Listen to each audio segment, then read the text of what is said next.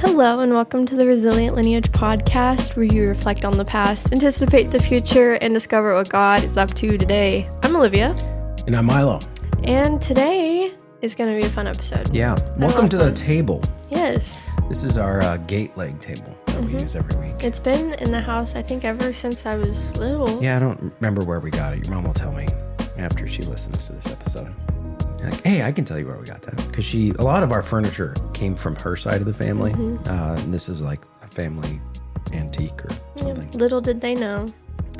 It's a family lineage. Look at that. Look at that.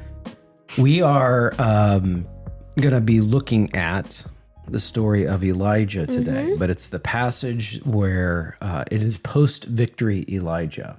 Yes. And I think, have you ever had that experience where you've gone from a high, like things have been amazing, to then just like you're crashed out?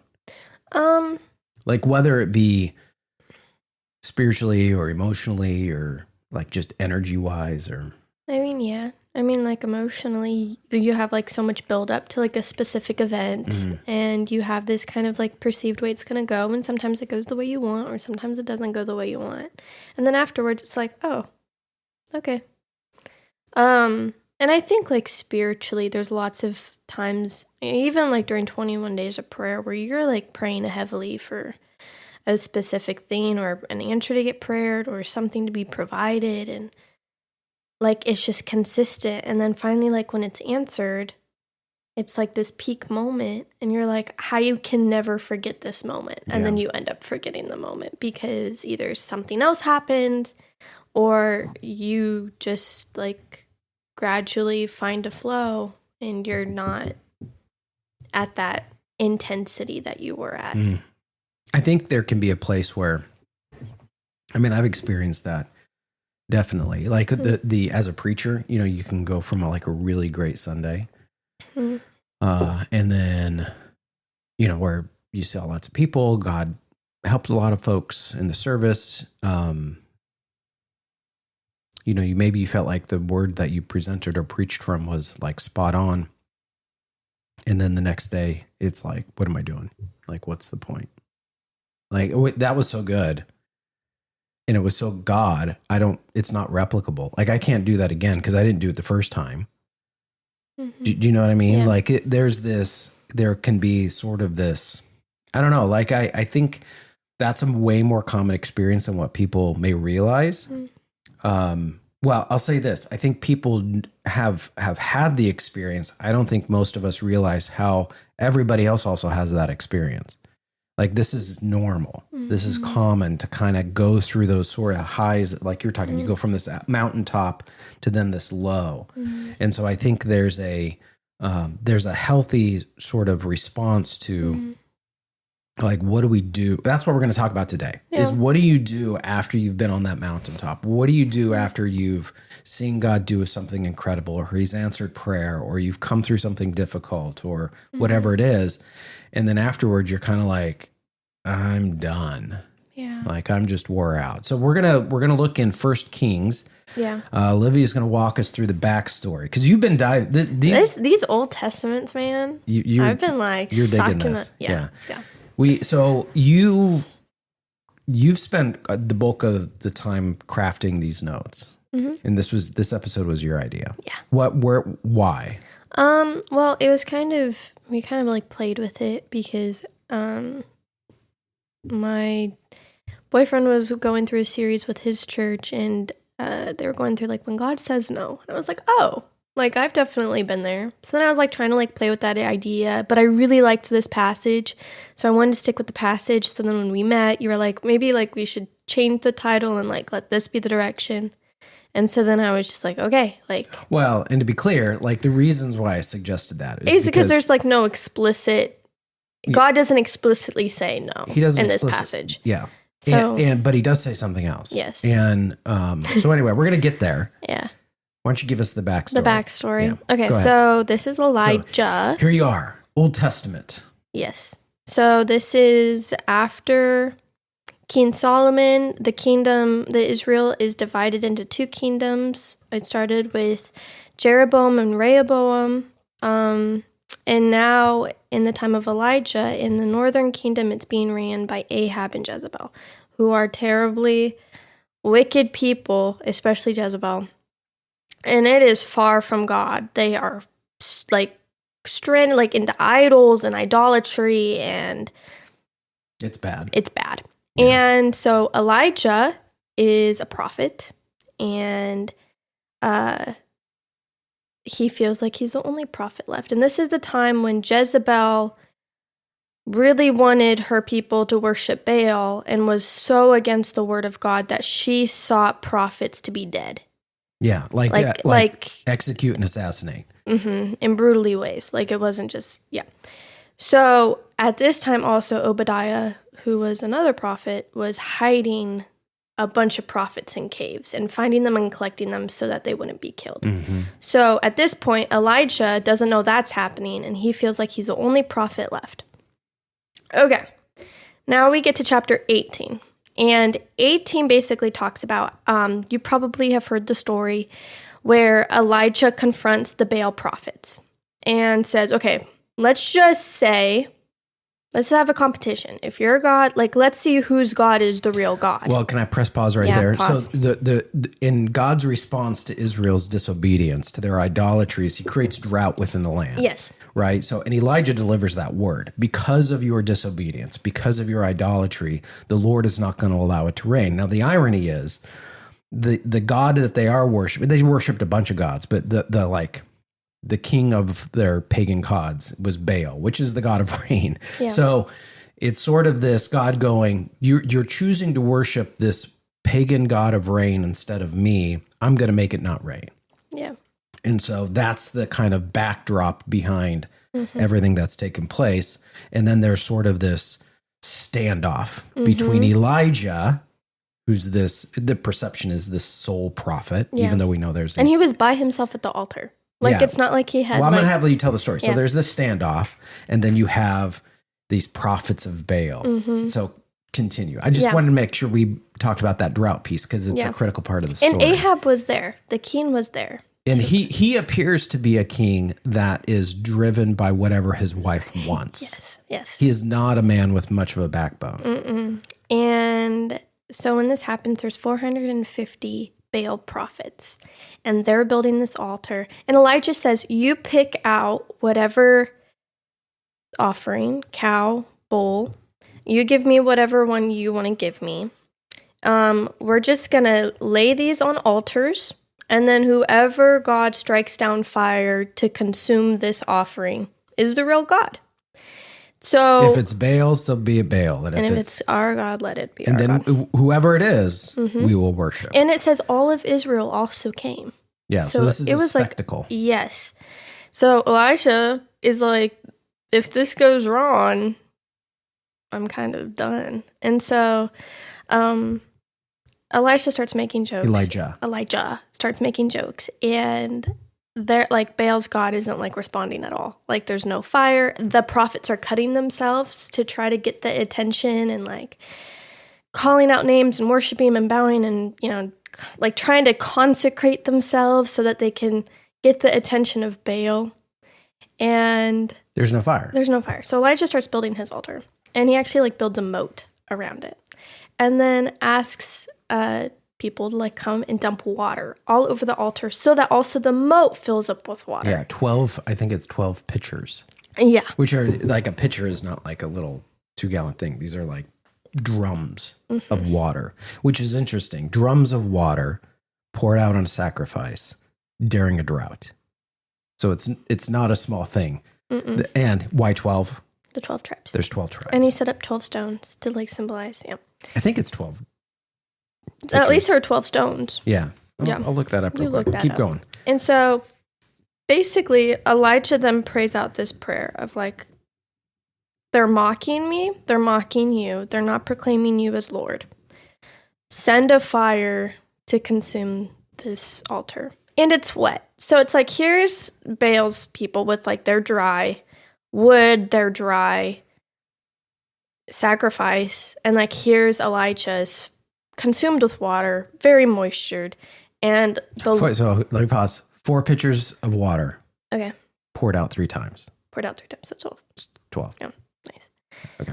And so Elijah the prophet came near and says, O Lord, God of Abraham, Isaac, and Israel, let it be known that this day you are the God in Israel, and that I am your servant, and that I have done all these things at your word. Answer me, O Lord, answer me, that this people may know that you, O Lord, are God, and that they have turned their hearts back. Then a fire of the Lord fell and consumed the offering and the wood and the stones and the dust, and licked up all the water that was in the trench. And when all the people saw it, they fell on their faces and said, the Lord, he is God. Boom! Boom. And then you know what Elijah does? Elijah. Sorry. Okay, Sorry, Elisha's later. Yeah, I keep saying that because there's 2. Do you know how you remember the difference between the 2? Or how I do it? J is before S. J is before S. Yeah. There we go. Okay. I was like at a moment. Yeah. Sorry. Okay. Yeah. Okay. And then Elijah, after this happens, says, seize the prophets of Baal, let none of them escape. And they seized them, and Elijah brought them down to the brook of Kishon and slaughtered them there. So he was like, yay, I'm glad you're proclaiming that Christ is Lord, or God is Lord. Now I'm going to kill you. Yeah. So that's how that chapter ends. Which is, so here, it kind of ends there. Because then then Elijah looks at Ahab and says, get home, because it's going to start raining. Mm-hmm. The Lord is going to respond with rain. Even though you've been worshiping this pagan god, even though that pagan god did not respond with fire. Mm-hmm. And it says, Ahab rode and went to Jezreel, and the hand of the Lord was on Elijah, and he grabbed his garment and ran before Ahab to the entrance of Jezreel. Yeah. So I think also like Elijah's feeling like this great victory, but I also think he thinks it's over. Well, I think there's this, it's easy in these kind of moments to go, here was this massive victory. Here was this thing that happened. God answered. Everybody bowed down and said, the Lord, he is God. Yeah, the Lord, which is Yahweh. Yahweh alone is God, right? There's this sense of victory. It's sort of like, but there's another part of this story, because who's still alive? Elijah and like Jezebel. Yeah, Jezebel's still alive. Yeah. And there's still these other prophets, and there's still this system of idolatry, and there's still this system of wickedness. There, Elijah still feels alone in all, like he thinks he's the only prophet because he doesn't know about these other 100 prophets that have been squirreled away. So to me, like a really great metaphor for this, it's like watching the end of Star Wars, A New Hope. I know you were thinking this. I know, yeah, right there with you. Where Luke blows up the Death Star. And I remember when I was a kid, like little kid, and I remember watching, and I was like 4, right? When I could really process that movie. And it's like, boom, the Death Star explodes. And you think, okay, the good guys won, the bad guys lost. But then how does Empire Strikes Back begin? They're like searching for him. It's like the bad guys are still around. Why? Darth Vader didn't die. There's this emperor that's still out there. There's still this system, and there's still this network that's out there that is going to crush this rebellion, right? That is seeking freedom and liberty for the universe. Oh my goodness. Right? So in a similar way, you can read the story on Mount Carmel when God answers with this prayer, responds with fire, is like the blowing up of the Death Star. But the reality is there's still all of this other stuff that has to get dealt with. And that's where we find Elijah. Because that's so what we're going to talk about is this high that Elijah's on, but then as he looks around, he realizes there's still a lot of work to be done. Yeah. Despite what was accomplished, there's a lot more to be done. Because in the context of all this, Jezebel finds out. And then, do you want me to read? First of all, Jezebel finds out that what's happened up on Mount Carmel, which I don't know why she wasn't there. I find that very peculiar. Yeah. You think she would be. Yeah. But she finds out that her prophets have all been executed, that this horrible thing happened. And her response isn't, oh no, she doesn't run away in fear. Actually, she leans into it and goes, I need him dead. I need Elijah dead. And I'm putting a bounty on his head. I need him assassinated. And Elijah gets that word that this is what's going on. So that's where we pick up the story, because then now Elijah, so here's this guy that goes from this massive victory. He's running. The same direction to Jezebel. Yeah. To then having this message from Jezebel saying, I'm going to get you. And then his response is so why don't you read it for us? Okay. Because it's almost like Elijah was going to finish the job. But then the word. Yeah. Yeah, it says, then Jezebel sent a messenger to Elijah saying, so may the gods do to me and more also, if I do not make your life as the life of one of them by this time tomorrow. Verse 3, then he was afraid, and he arose, and he ran for his life, and came to Beersheba, which belongs to Judah, and left his servant there. But he himself went a day's journey into the wilderness, and came and sat under a broom tree, and he asked that he might die, saying, it is enough. Now, Lord, take away my life, for I am no better than my fathers. And he lay down, and he slept under a broom tree. And that's what we want to focus on today, is this: how do you go from trusting in the Lord like Elijah has faithfully demonstrated? How do you go from somebody who's seen this massive victory, like this is a defining moment in the life of Israel? How do you go from standing up to power, evil power, to you're on the run, alone, going into a deserted place, and your prayer request is to die? Like, where's the link? Yeah, what happens in that? And I think in our lives, like in far less dramatic ways, a lot of us live in those kind of places. I would go from a good day to a hard day. I go from, a massive accomplishment to then something else in my life falling out. And now I have to go deal with that stuff. Like it's this, there's these highs and lows. Way we're framing the question is, how do you go from a place where you're trusting in God's agenda, you're trusting in God's provision, you're trusting in God's faithfulness, you're trusting that the Lord is going to answer prayer, because that's what he does on Mount Carmel. It's Mount Carmel, right? That all that happened? I think so. Yeah. To the place where you're bringing God your own agenda. Like you've been living by his, and now you kind of go, okay, those great, amazing things are behind us. Here's what I want to do now. I'm done. How do you get to that place? And so we're going to kind of walk through that, and then we're going to kind of explore, how do you get to that place where you're kind of bringing your own agenda to God, and then how do you get to the place where you're trusting in the agenda God still has for you? Like, how do you pull yourself out, or how do you trust God to pull you out of that place? Okay, so there's going to be a handful of things we look at, and we're going to kind of unpack these things. And because I looked up some statistics, because you know how I am about statistics. Right. I like my stats, because I think a lot of us can find ourselves in these places. So how do you get to the place where you make an agenda for God? I think this is what we see in Elijah. One, exhaustion. He's freaking exhausted. Like physically, he outran the chariot. Like some say, there's some scholars that believe like God gave him a supernatural. So they're up on Mount Carmel. God answers with fire. He looks at Ahab, says, hey, you need to get home because it's going to start raining. It does start raining. Ahab is like booking it back to Jezreel.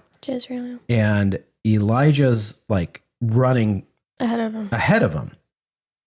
Like he's like, the Flash, right? Like there's this Like, so you have that. He's got to be mentally exhausted. And it says, even in chapter 18, it says, Ahab went to eat and drink, and Elijah went to the top of Mount Carmel, and he bowed himself on the earth and put his face between his knees.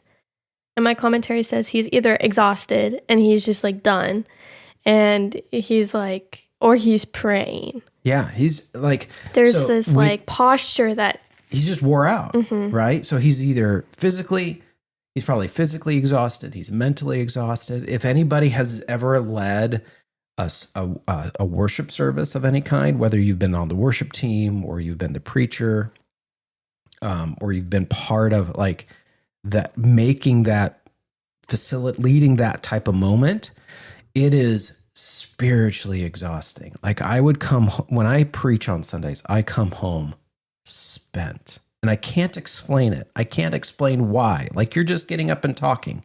Why is that so exhausting?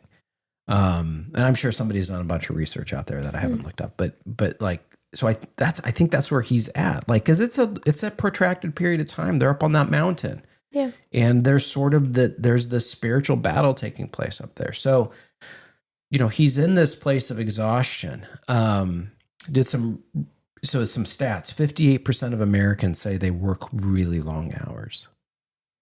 That is contributing to their exhaustion. 35% say that their heavy workload is contributing to their exhaustion. 34% are unable to find a work-life balance, which I have issues with that whole frame of mind, but people say that trying to find that and the inability to find that is contributing to their lack of work-life balance, or contributing to their exhaustion. And then 52% say when they're mentally exhausted, they don't have the support that they need to be able to respond. So, oftentimes when you see people, I mean, we're drinking coffee right now, and we're not drinking it to like stay awake. It's just nice to have while we're doing the podcast. But there are people that like they have to have some type of external stimulant to stay awake, to get over the exhaustion hump. So we know he's exhausted. He's lonely. We also know he's lonely. Like he left his servant. Yeah. And he's by himself.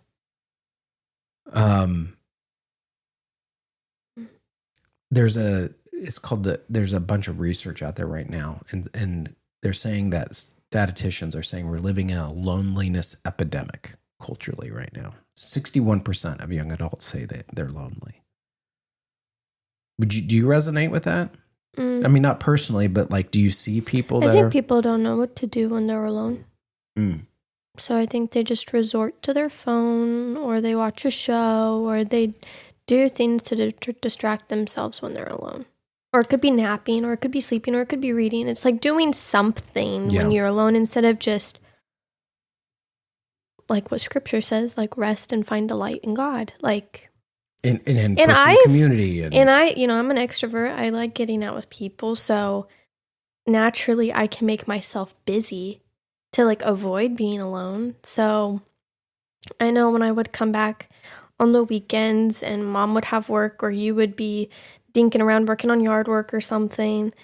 And like, I really don't have a ton of friends here that are still in the area. So I would just like find myself like, what do I do? Like, my homework's done. I guess I can. I could go outside and help Dad, but no. I didn't want to get there, but that's kind of also that. You stepped into that one. I did. You were supposed to know that. A lot of the folks I sit down with that are in a difficult place, maybe mentally, spiritually, they're just not in a healthy place. And we'll talk about this. I'll ask them. I'm like, well, who are your friends? What kind of community are you a part of? And the vast majority of times, if people are not in a good place, that's one of the things that's broken in their lives. Not all the time, but it's pretty significant.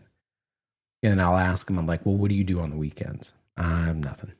Who do you hang out with? Well, I've got a few friends, but it's almost like they wait for their friends to pull them into something instead of them stepping into something. Yeah. Or thinking ahead. Hey, it's Wednesday night. What am I going to do this weekend? How can I surround myself with folks? Or, hey, today's a day that, I'm going to go home and I'm going to connect with this group or whatever it is, like trying to get people into that frame of mind. But so nonetheless, Elijah has put himself into a lonely place. Yeah. Third. Fear. Yeah. That's the first thing it describes him as, or his first reaction. Is that he's afraid. Which is funny. Yeah. To me, because here he was standing against 450 prophets and Ahab and Israel. And it doesn't say he was afraid because he had a confidence in God. But his first reaction wasn't, okay, God, what do I do? What's your next instruction? Am I supposed to stay up north or am I not? I thought I was going to overthrow Jezebel or the powerhouse of idolatry. Yeah. Like we don't know why he went back to Jezreel or why he was headed that direction. And so we're speculating here as to why he was doing that. But I can imagine there were some expectations he had of what would be next. That when he got word that Jezebel was still out for him, that he realized that, okay, that's not going to happen. That power structure is still in place. Even though we had the victory back here, we won this battle. We haven't won the war yet. And maybe my part in all of this is over. And what's crazy is like 4 verses before that, it says like the hand of the Lord was on Elijah. So Elisha must have had like this confidence that like, yeah, I'm doing what God's asked me to do. Yeah. But with this fear thing, God was not asking him to do that. And we'll get into that. Yeah. And a lot of people walk around with a lot of fear. Like that's the thing that I see that grips a lot of folks. Some research said 60% of Americans they're afraid of the government right now. Like the government extending beyond their constitutional powers. 59% of people have fear related to their personal health issues. 57% of people, I thought this was interesting, were afraid of identity theft. That somebody could go in and get their social security card number or credit card numbers and just destroy them, financially. Well, and digitally, right? That obviously you can do that financially, but you could destroy somebody's reputation. You could destroy like so much of our lives is about how we interact online. You could just somebody could be wrecked with all those things. And so and some of those fears may be exaggerated, right, in a person's mind and heart, but nonetheless, they're carrying those things. These are the things they walk around with. And then you amplify that when something actually does happen. Somebody actually does lose their job, or somebody is in a car accident, or somebody gets a bad medical report, or somebody, whatever it is, then, the fear switches from could happen to it is happening. And now they're already in a place where they're exhausted. They're already probably in a place where they're feeling lonely. And then fear just like tops it off. Yeah, fear's just sort of like blossoms in those environments. If you're exhausted and lonely, fear will take root very, very, very quickly if you're not mindful. And then the fourth thing. Despair. Yeah, despair. I put here, I said, despair creates a bias that says the best is in the past and the future holds only pain and death. Whoa. It's deep and yet poetic. But I think that's where that's where a lot of people are, right? And you could see that with Elijah. Like the best is behind me. Like the greatest moment of my prophetic ministry is behind me is now over. All I'm looking at is death. And he's like, I'd rather have your death, Lord. Just take me up. Yeah. But I would rather be taken by the hands of my Savior, my Lord, than by the hand of a pagan queen who will probably brutally murder him. Yeah. And worse than because that's the only future he can imagine. It's only a future with pain and death. And when people live with despair, that's the only future they can imagine. And we've talked about despair on this podcast before, but it's the Latin word for despair is desperar, which de meaning no and sperar meaning hope. It's a place of no hope. Because if you have hope, the hope is the future is actually going to be okay. That there's something redemptive here. There's hope that there will be victory, that there will be something good that comes out of this. You know what I mean? But if you're not, when you're in a place of despair, all you can imagine in the future is oncoming pain and death. And so I think, and I think that's why his request is just take me now. Yeah. I'm done. And, arguably you could look at Elijah and go like, bro, I don't even blame you. Like, you've run a good race. And he's like not young. Yeah.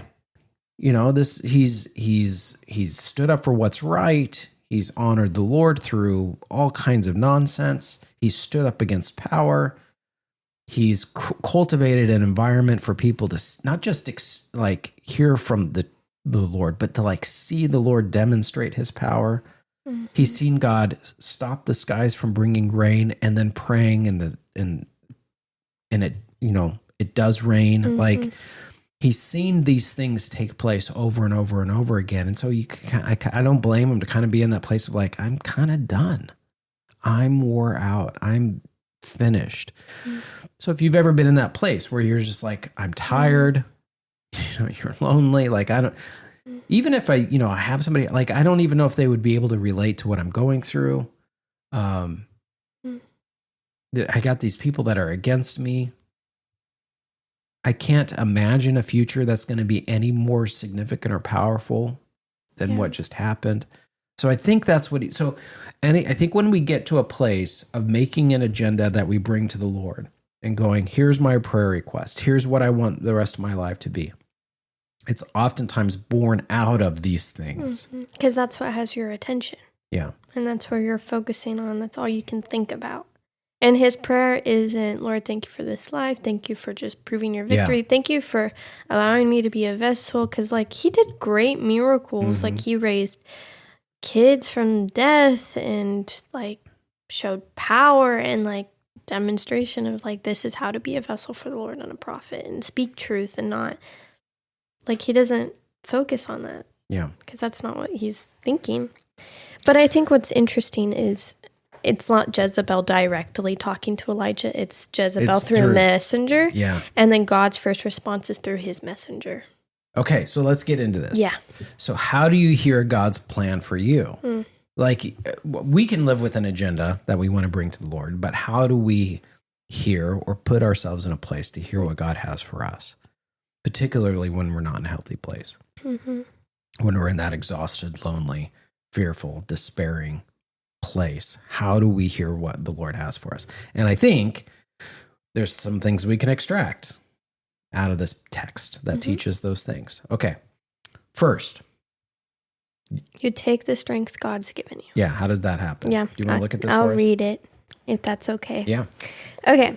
So after Elijah said this prayer, basically for him to die, it says, and he lay and he slept under a broom tree, and an angel touched him and said to him, arise and eat. And he looked, and behold, there was at his head a cake baked on hot stones and a jar of water. And he ate and he drank and he lay down again. And the angel of the Lord came to him a second time and touched him and said, arise and eat, for the journey is too great for you. And he arose and he ate and he drank, and he went in the strength of that food 40 days and 40 nights to Horeb, the mount of God. Okay. So the first thing, take the strength God has for you. I love how the response is Elijah needed a nap and a snack. Do you know what I mean? I'm okay now. Yeah. Well, and it was several times. 40 days and 40 nights. Well, that's how long he traveled for, but it was at least a couple of occasions that... one or two times that's recorded that the angel touched him and was like, amen. Hey, why don't we wake up and eat another snack? Snack time. Okay, why'd you go back and take a nap? No, and I wonder if Elijah, when I read this for the first time, I was like, I guarantee when he went back to sleep, he prayed the same prayer again. Let me die. Yeah. Because it's he lay down again. It's well, and if you think about it, it's really fascinating. He doesn't even... It's not like, whoa, Yeah, he's not surprised. like astonished. Yeah. It's like, you did it. And I think too, as just as in our dialogue, when he leaves his servant, he puts himself into a lonely place. And I think there can be times when, even if he had a servant, he may still feel lonely. Because I think there can be moments when, even though we're surrounded by people, we may have good people in our life, they can't relate with the struggles that we're facing.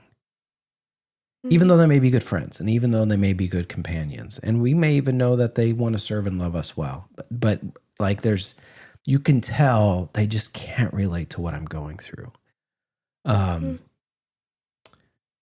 then in this text, like, it's an angel of the Lord that's sent to him, and I can't help but think that Elijah was like, "Oh, but you can relate to what I'm going through. Mm-hmm. You understand." Because the spiritual struggle that this has been. Mm-hmm. Do you know what I mean? Like the second time the angel of the Lord came and says, "Arise and eat, for the journey is too great for you." Like, I recognize where you are at. I'm not asking you to go do something because I know your state. I'm not preaching at you. I'm not making fun of you. I'm not ridiculing you. I'm not condemning you. I'm not doing any of those things. So I think there's a couple things that is happening here. Is one is like the Lord has sent him a companion. Mm-hmm. The Lord has provided him a meal, like, right? Giving him time to rest. And then the Lord has given him a chance to sleep. Like there's this mental, physical, relational, spiritual exhaustion that he's had that is actually being restored in this time.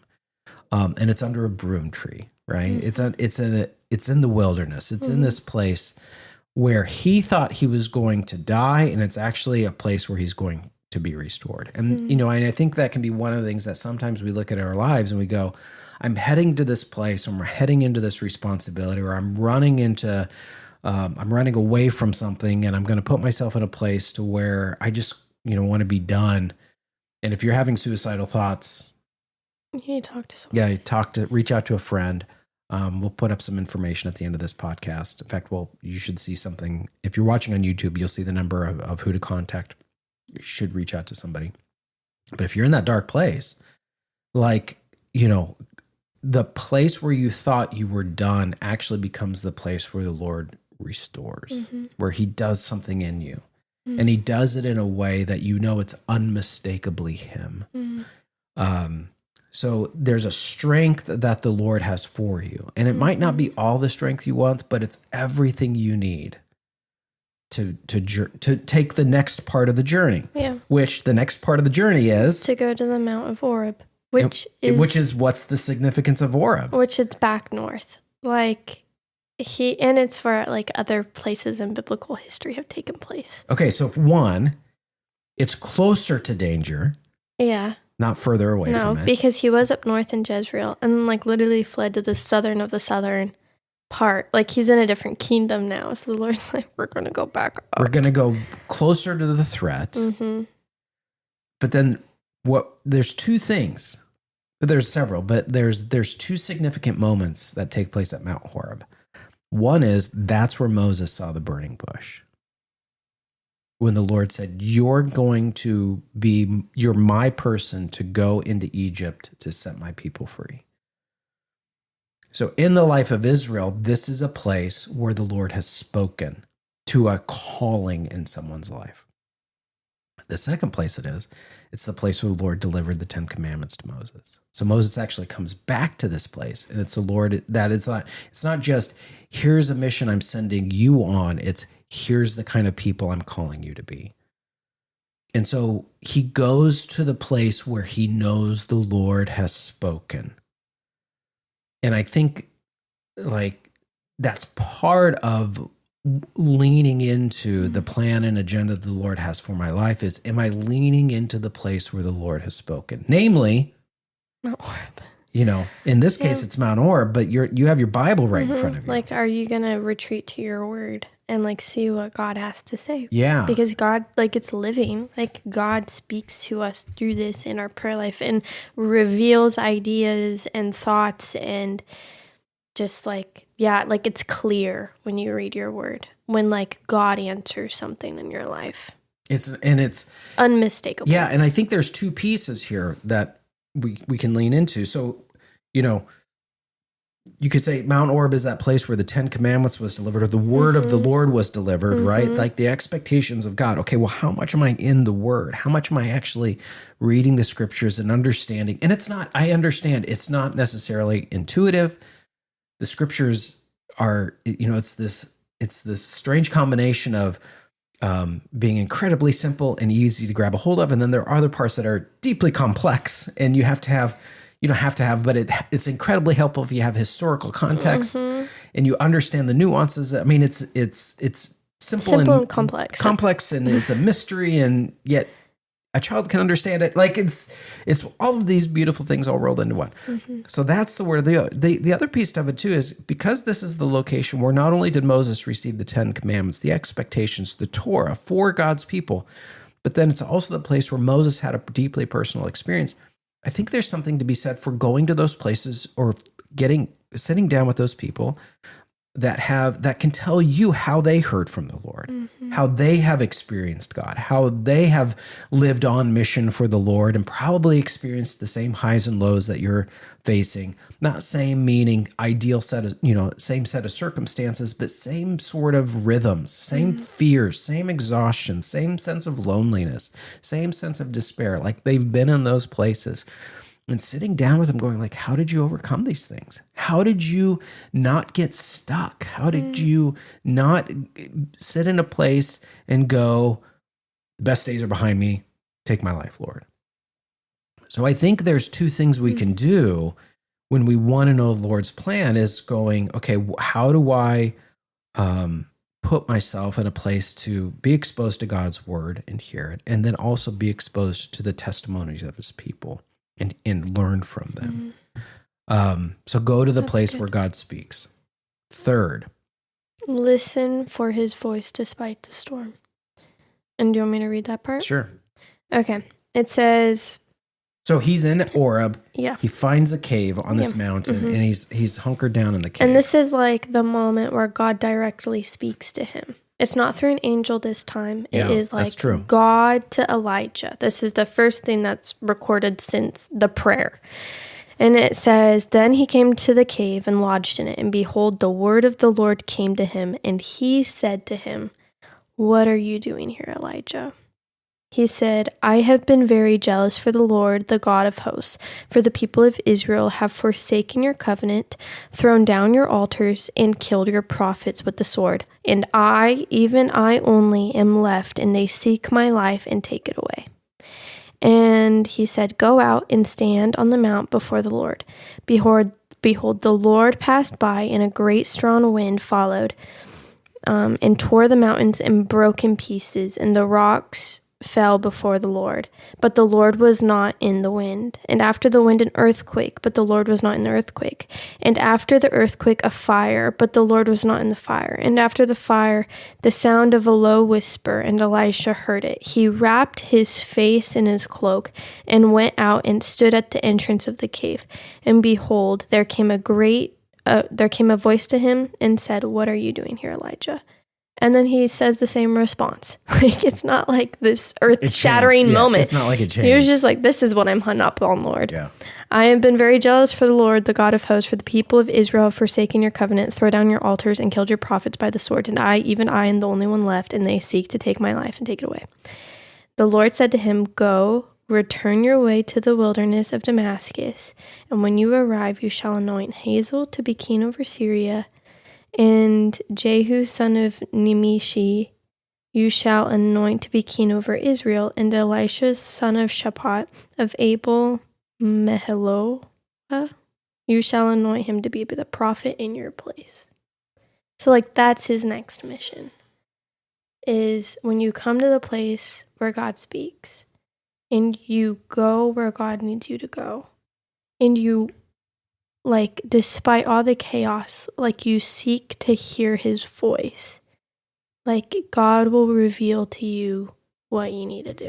Well, in that passage, there's a similar, or not similar, it's kind of a popular thing, that God wasn't in the wind and he wasn't in the earthquake and he wasn't in the fire. It was the still small voice, right? And I think sometimes we can get to the place we want to hear from the Lord.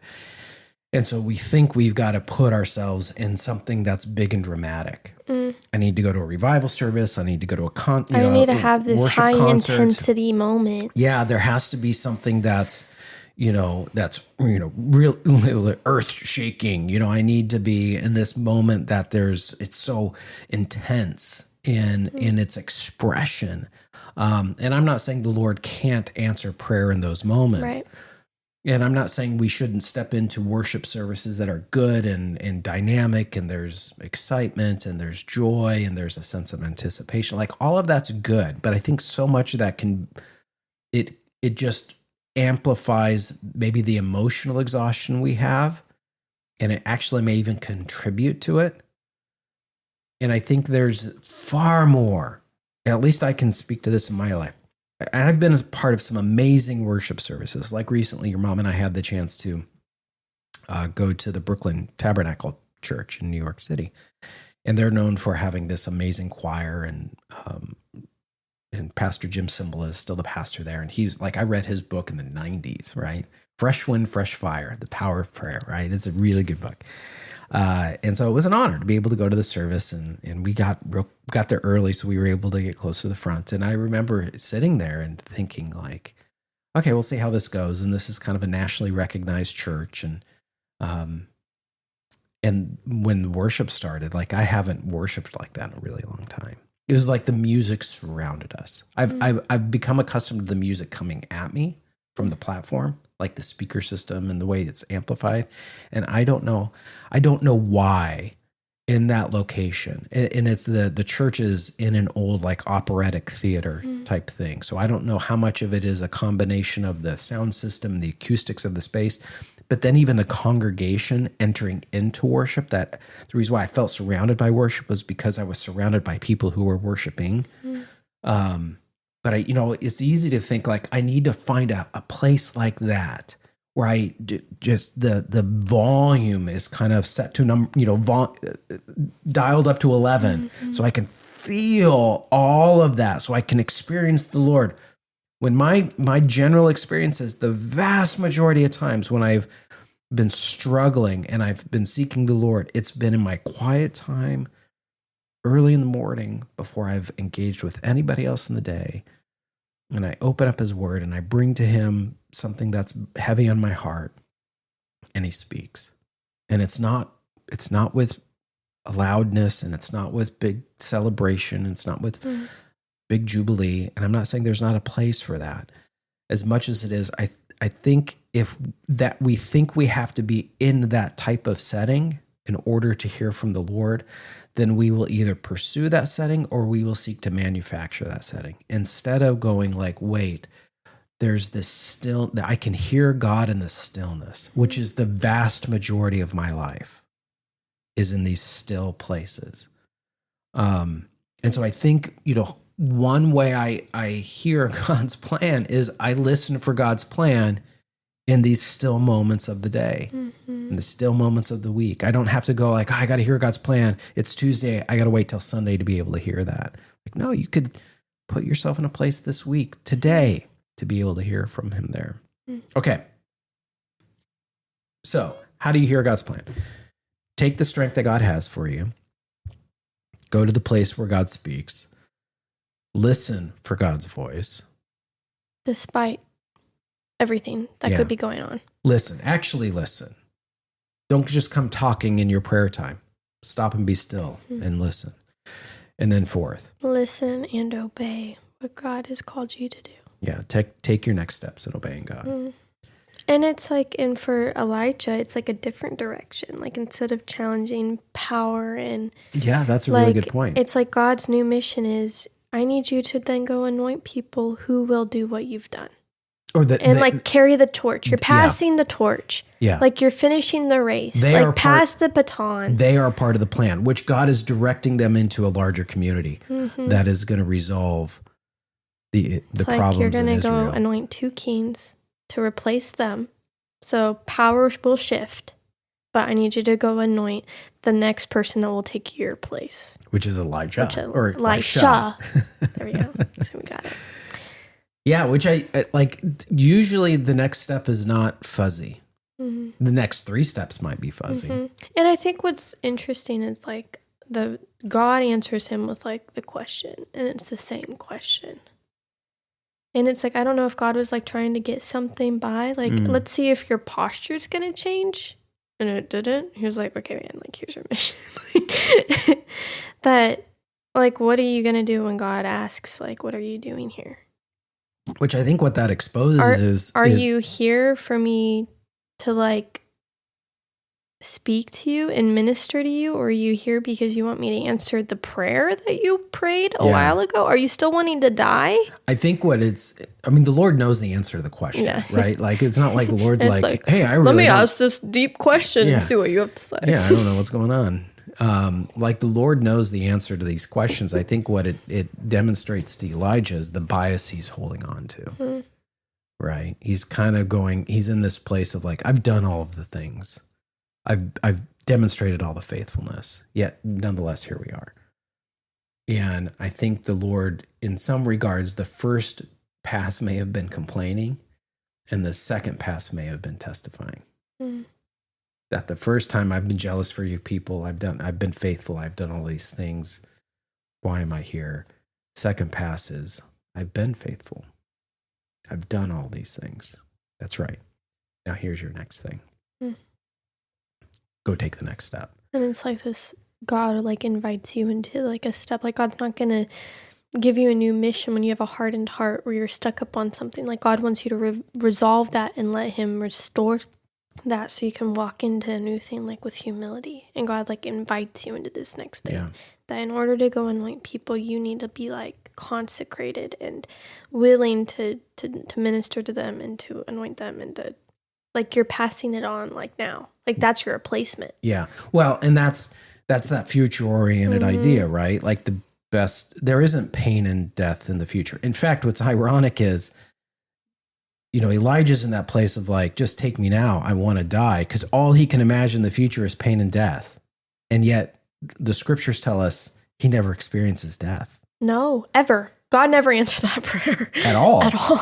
Because he got sent up by a chariot of fire came down and picked him up and went to heaven. Took him to heaven. I mean, so it's a really peculiar thing that when, the Lord has a spiritual journey for you, and that's different going to be than what mine is. And we're all on a different journey, yet we are all, we talked about this in the Tabernacle series. There is one way, and it's through Jesus Christ. There is one way, and he's the creator, and he's the king, and he's the sovereign one, right? The author of life. And so there's this sense of we all have our own journey and our own way of taking whatever that next step of obedience is. I doubt any of us are going to be going out. I mean, maybe somebody listening to this podcast is going to be the one that anoints a king, or, anoints another prophet, or whatever the case may be. But like, I doubt that's my journey. My journey is going to be a bit different. Nonetheless, the Lord has a next step for me. So I don't need to come to the Lord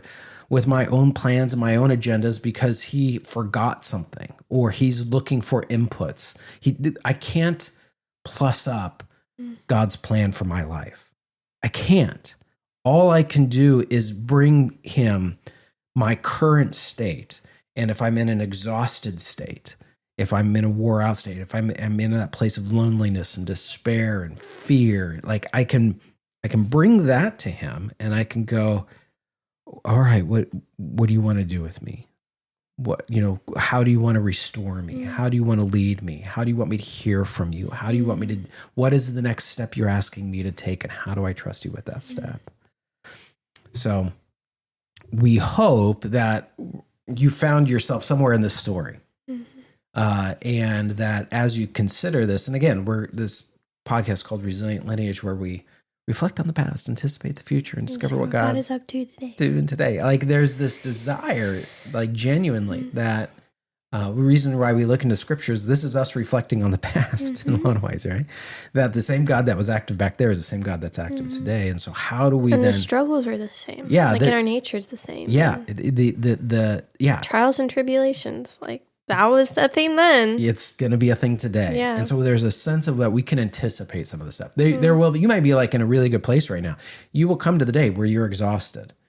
You may be in a place that you're like, I'm actually really hopeful about the future. Awesome. Love it. Not wanting to discourage that. There will come a time when you will be in a place of despair, or you'll be in a place of loneliness, or you'll be in a place where you're fearful. Even though we know God's perfect love casts out fear, you can be in that, you'll be tempted to onboard those feelings and those thoughts and those emotions. And so, during that time, like the Lord has a path for you in all of that. If this has been helpful to you, we'd love for you to share this episode with someone, because I imagine there's somebody out there that could benefit, that could benefit from listening to this podcast. Yeah. You can follow, rate, and review this podcast. Hit like, subscribe, follow us on all the channels. We'd love for you to help us get the word out about the podcast. If you see this posted on Facebook, I share it, you share it. It's on Instagram. Like it, comment on it. That helps other people see what's going on. We'd love for you to kind of help us get the word out about this podcast. I was talking to somebody the other day. They're like, Milo, are you spending any money to advertise the podcast? I was like, no, we're not doing that. He's like, oh, well, and then he started telling me, started pitching me, you could do this, that, and the other. I'm like, I think our goal isn't to have all the followers in the world. Yeah.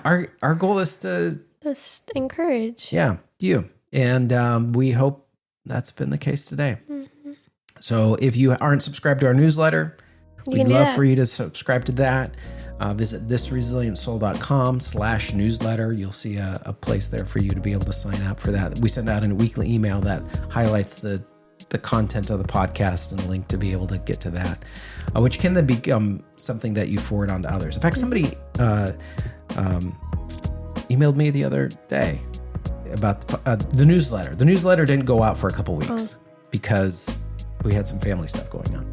And so they emailed, they're like, hey, I'm really loving the podcast and the newsletter. Can you get that to me? And like, yes. Yep. Okay. There's my motivation. Hit my button. That was my motivation. I was like, people are reading this. People are paying attention. So Gabby, thank you. Appreciate that. Yeah. All right. Do you have anything else? No. All right. We pray that you guys go with God and be at peace.